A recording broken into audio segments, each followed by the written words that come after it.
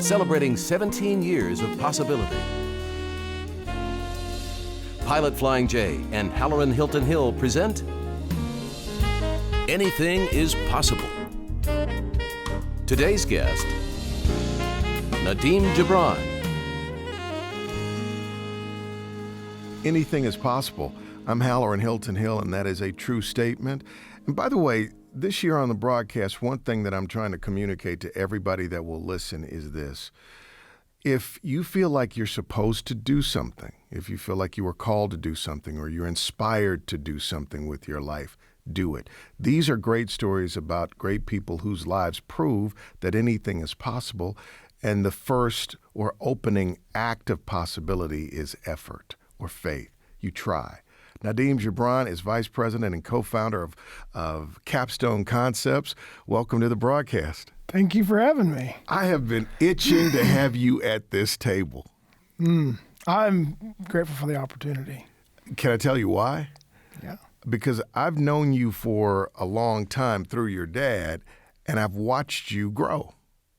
And I'm really impressed and blessed by the fact that you've decided not only to build a business in our community with your partners, but your belief in our community. I mean, we've had more than a few conversations where you've said to me, how do we make our community even better? I love it here. I want to make this the best in the world. I want to start there with you. Where does that come from? I think it has come from going away.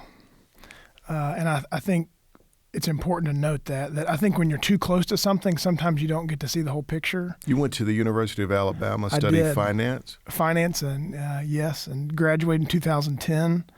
Moved back, and then throughout the summers and spring and winters breaks, I would come home, and I started realizing things that I had never seen before. The mountains, all the lakes, the greenery, the scenery, and the fact that people were willing to help. There were a lot of open doors. I think my father and family has set up where doors can be open, but it's then our responsibility to keep them open, right? So just love the community. I love the people that have helped me grow, including yourself. And I think that's what it stems from. We owe it to the places that grow us up. And so been a great place for my family. Dad migrated here from the Middle East. Talk a little bit about his story, because it was pretty amazing. Your dad came here with not a lot. No. So my mother's originally from Knoxville, South Knoxville area. And happens chance that my father, his family had a place here. Some of his family lived here. And his older brother came to UT. Ended up, the whole family moved to America, and they mostly chose Knoxville. And his father ended up staying over there. And during that transition, his father, my grandfather, which we call Jiddo, passed away. My dad was 19 years old.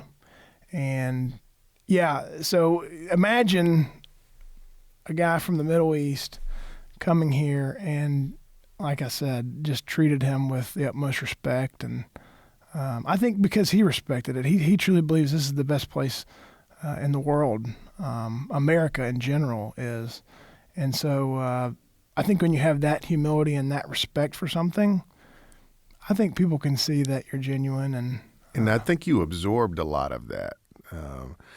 After a lot of hitting it into me, yeah. Me and my brother gave our family just every chance to just give up on us, but they never did. So family means a lot to you. Oh, 100%. Yeah. And I think the people that I've talked to across this desk or on our set, to a person, they come around to that where they believe that the people that, like you said, the people that grow us up, those relationships become vital and important. But then they start to try to create that in their businesses and their community. They want that same energy or that same sense, which you've done. So You go to the University of Alabama. Yeah. We forgive you for that. I'm still a Vol fan. Actually, Right? more so now. So you graduate in finance. You come back to Knoxville. I understand that your first foray was in commercial banking. Yeah, so graduated, and Mr. Clayton gave me an opportunity to work at Clayton Bank downtown. And that's really when I started thinking about cities, right? Because I worked downtown, you felt energy, and then you start comparing and thinking about what could work, what couldn't. So I think that's really where the city function and then, the community piece comes also into play. What an opportunity I had there. Yeah. He gave me opportunities I wouldn't have gotten anywhere else. I got to, meet with people that were, had a startup idea. I got to meet with, manufacturing for lines of credit, home builders, developers, restaurant franchisees. So just like I said, unbelievable opportunity. I learned so much, and I truly believe everybody should be in banking and should work in a restaurant. That'll teach you everything, won't it? It'll teach you a lot. Not everything, but a lot. Let's take a break. When we come back, I want to talk about you leaving banking to start a venture that has grown from one restaurant, one concept, to something a lot more. We'll tell you about that in a moment. This is Anything is Possible. More in a moment. Possibility powered by Pilot Flying J, Covenant Health, Home Federal, and the Knoxville News Sentinel. Coming up. I went from banking to baking, as I like to say. And actually, when I told Mr. Clayton that I was doing that, he said, that's a bad idea. You're a young guy. I think that's one of the things that I'm inspired about is you're starting a career in banking. You literally could have, kind of matriculated up through banking and said, hey, this is what I want to do. I'm just going to stick and stay. But you decided to be an entrepreneur. I know your dad really well. He has entrepreneurial instincts. He believes you should go for it. So you step out of banking to start or to co-found your own company, and you decided to go into the restaurant business of all businesses after being in banking and dealing with restaurateurs and knowing how difficult that industry is. Sure. What were you thinking? So a couple of things. I joined the Knoxville Fellows Program while I was at Clayton Bank, and there is where I started learning about, your natural wirings. What are your traits? Your personality. And I quickly realized that banking was a great opportunity, but I just wanted something a little different, something that fit my natural wiring. And I think people and, ideas and creation is part of something that I'm naturally inclined to do. And so I went from banking to baking, as I like to say. And actually, when I told Mr. Clayton that I was doing that, he said, that's a bad idea. And he meant that look, this is a tough industry. You've got a lot of partners. It's a tough industry. And he really gave me just the best advice. Really, really, really inspired me to do things. I mean, think about his story. And so, I went from banking, and literally a couple of days later, my partner James and I met, and we had already started Capstone Concepts and had some gaddies open, and I started working at our Maryville restaurant. And Beverly Edmonds, the general manager there, been there a while. She says, I don't care who you are, I don't care what you do, here's how we do it here. And so I went from, in banking to totally different experience. I think I'm pretty competitive, and so I was going to do my dangdest to succeed. And Beverly and the whole team just, what a time in my life. I wasn't married. I had two friends living with me at my house that me and my family live in now, and it was an incredible transition of a career. So I know you and I know your family. It's got to be good business, though, too. Sure. Right. Yeah. What made you leap? What made you believe? Several things occurred. one, just the desire to do something different. And there, like you said, effort and faith. You got to take chance. We didn't know if it was going to work, right? Yeah, you were bringing a whole new concept to the community. Yeah, and we had, the Mr. Gaddies, and they, they had their own struggles. And James Gabb, who's my partner, one of my partners, been in the restaurant industry forever. It was going to be a long road, but we also knew that there were other concepts out there that we wanted to get involved with, and the restaurant industry does make sense. People have done it before, right? But that doesn't mean everybody can do it, and so we were taking a chance. He left a great opportunity, and our partners gave us a lot of patience and really just. They had faith in us, and it's been an incredible experience. So describe Capstone Concepts now. How many restaurants, how many brands, where are you now? You started in what year? 2012 is when we founded Capstone Concepts. Right. And then we opened our first watch October 21st of 13. But we also had 5 Mr. Gaddies that we acquired when we started Capstone. So where are we now? So now we have 11 restaurants total, including 2 Mr. Gaddies, 1 in Halls and Maryville. We've got 8 First Watches, 4 here in Knoxville, 1 in Johnson City, 3 in Chattanooga, and then we have 1 Egg and I in Bearden in Knoxville. And you're expanding. It's still growing.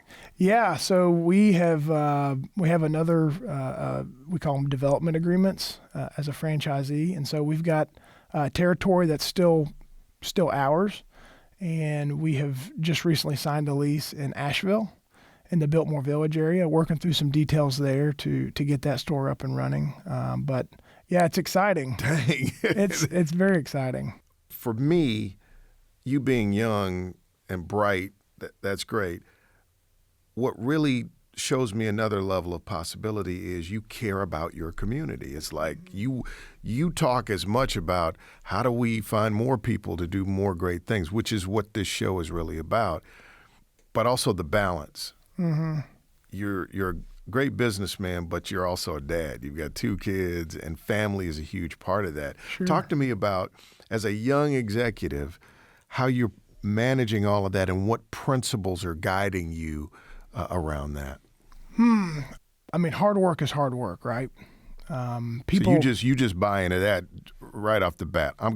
We're gonna put it in. Well, it takes time, it takes effort, and I think a lot of people want the title and things, but don't want the responsibility that might come with that, and that includes working nights, sometimes working weekends, working early in the morning, doing things getting out of your comfort zone. I think that's a huge piece.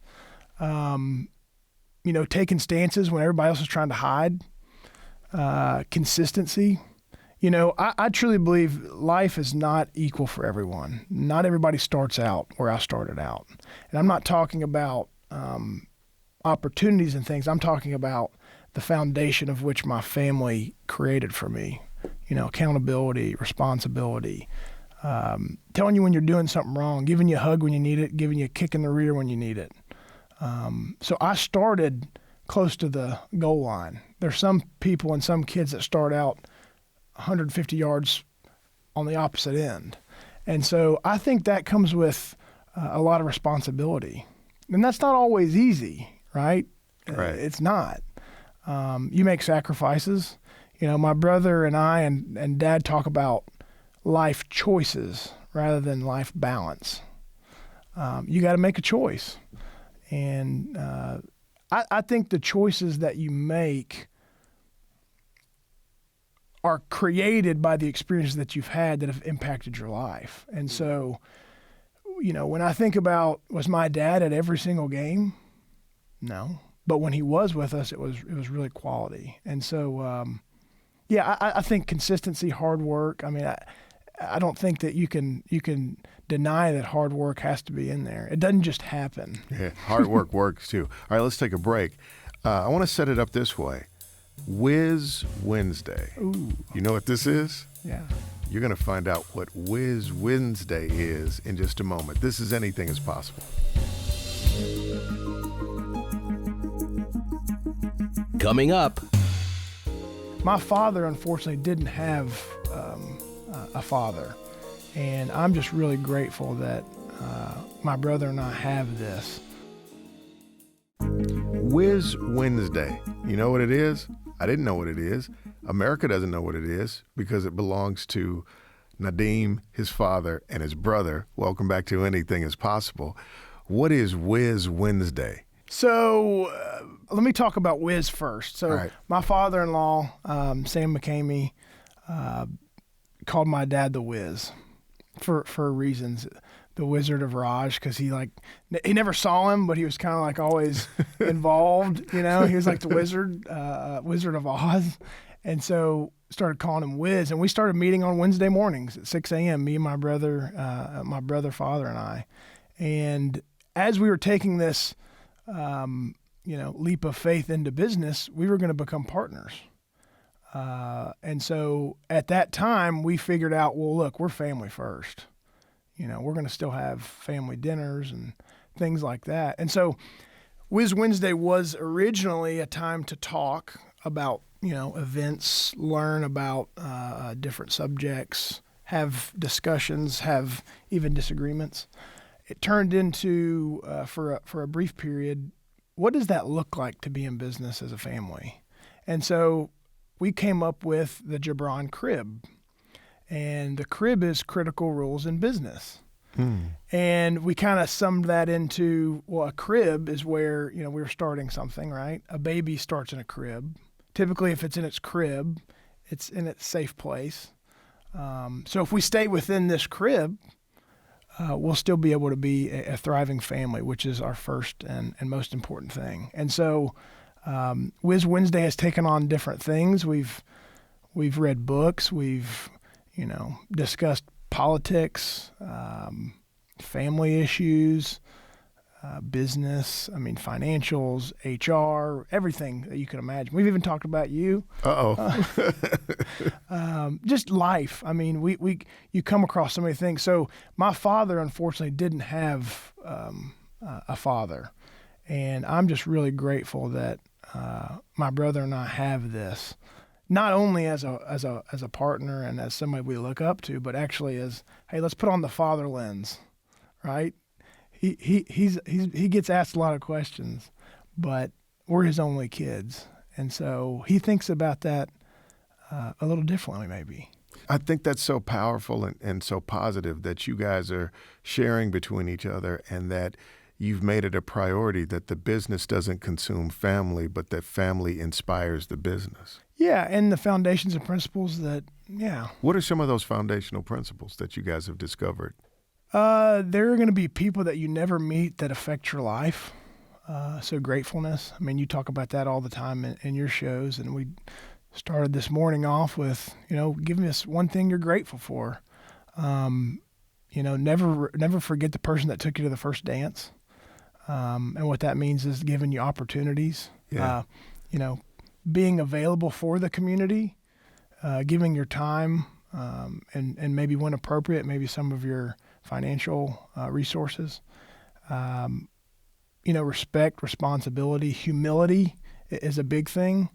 And then also, we don't like to gossip. There's no reason to make life harder than it already is. It's going to happen, right? And I love that. Yeah. No reason to make life harder than it is. Your dad, imagine sitting down with your children. You have two. What are their names and ages? Mabry's my daughter. She's our oldest, and she will be 2 coming up very soon.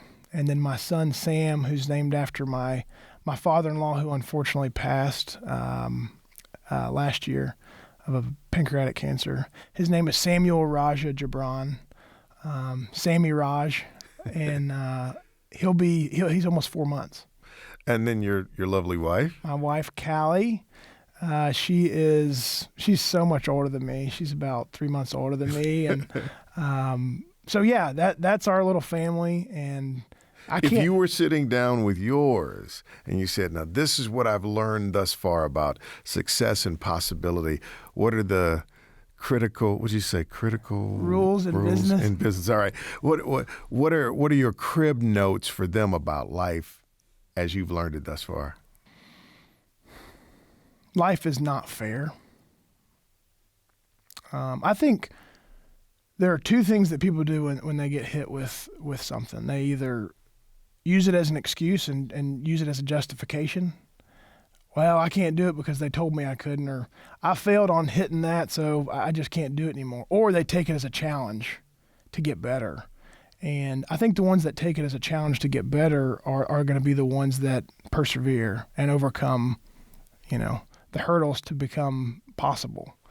And then accountability. I mean, I think that's a huge piece, is holding yourself accountable.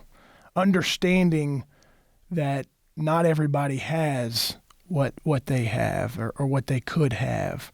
And you need to respect every single person that you come in contact with. You can get things done and be respectful.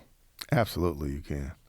I think we're just at the start of your journey, and I'm sitting back every time I see you. I'm like, wow, this guy's gonna change the world. So it's an honor to have you on Anything Is Possible. I want to say to you, on behalf of our crew and the community, that we're so proud of you, and we can't even wait to see the possibilities that will emerge from your crib. Oh, thank you. Thank you for joining us on this edition of Cribs, right? Cribs, there you go. That's great. Nadim Jubran, thank you for being on Anything Is Possible. Thank you for having me. I really appreciate it.